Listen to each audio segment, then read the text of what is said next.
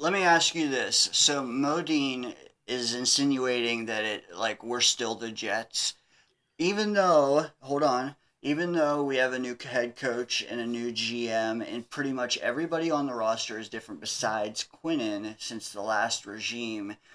Do you feel like you can shed existing mantra and like vibes without changing? I mean, you can't change the owner. So like is changing the GM and everything underneath of it, is that enough? That's a great question, Dana. I'm glad you asked me that. You know, unfortunately, the Jets will always have that negative stigma of being a laughing stock in the end, of being a mediocre franchise. No matter who's the coach, no matter who's on the team, no matter who the general manager is. It's like same thing with the Mets too. Like the Mets will always be a mediocre franchise regardless who manages them, who owns them, and who plays for them. The thing is, in order for the Jets to change those narratives, this team, they have to start winning. As much as we sit there and say, man, I love Revis. Did he win us a championship? Fortunately, he won a championship with New England. He helped Tom Brady win his fourth.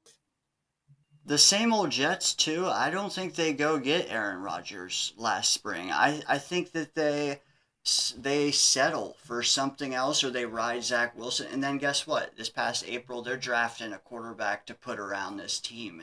And I feel like we might have went for the glamorous free agent before, but like this time the talent backed it up. So I don't know. I do feel like we turned over a new leaf with the Douglas regime in I mean, I place. like Douglas's attitude, but I think he needs to be a bit more consistent with draft picks and free agent deals and stuff like that.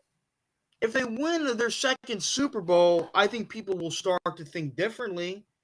But it's about what's that key word, children? Say it with me now, kids. Consistency. It's about consistency.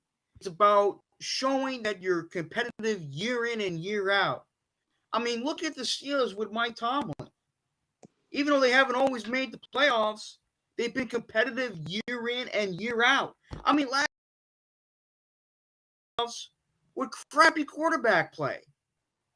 Hey, Dano, to your point, you know what it would have been the same old Jets move, on kind of what you were talking about a little bit earlier, is if we Yeah. would have signed Derek Carr and not waited out for an Aaron Rodgers. That would have been a same old Jets move, and it's this regime is a lot different, man. Like it is not the same old Jets anymore, and I think that narrative, if it's all going to get cured as long as we start winning and be competitive during the playoff season and being able to show what JD is truly doing. Because honestly, man, I really believe that he is setting us up for the future.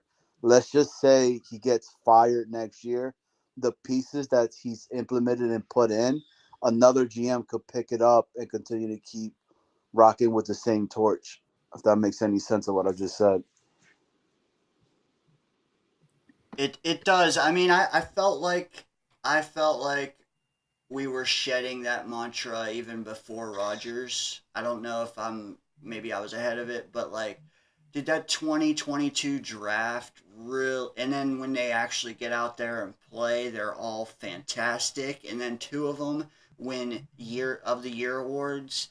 Like I feel like that was most of it. But then but you're right, the next step got to go win.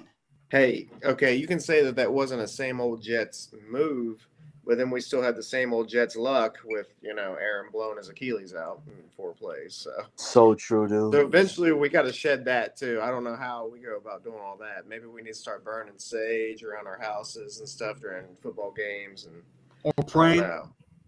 I, Yeah. I